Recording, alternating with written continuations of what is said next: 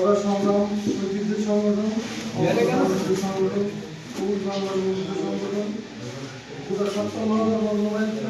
যে সংগঠনটি আলোচ করিয়েছে, শিক্ষক প্রগতি ক্যাম্পাস থেকে যে সংগঠনটি আলোচ করিয়েছে, তারুণ্যের উচ্ছ্বাস, কৈশোরের দাহত্য দাহ, যৌবনের ভালো লাগা, শহীদ প্রেসিডেন্ট জিয়াউর রহমানের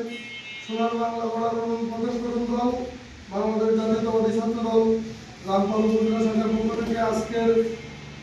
দোয়া মাহফিলে বেগম খালেদা জিয়ার সুস্থতা কামনা এবং আমাদের বাংলাদেশ জাতীয়তাবাদী ছাত্র দলের অভিভাবক ছাত্র বিষয়ক সম্পাদক বাংলাদেশ জাতীয়তাবাদী দল রাকিবুল ইসলাম রাকিব ভাইয়ের আশু রোগ মুক্তি কামনায় বকুল ভাইয়ের রোগ মুক্তি কামনায়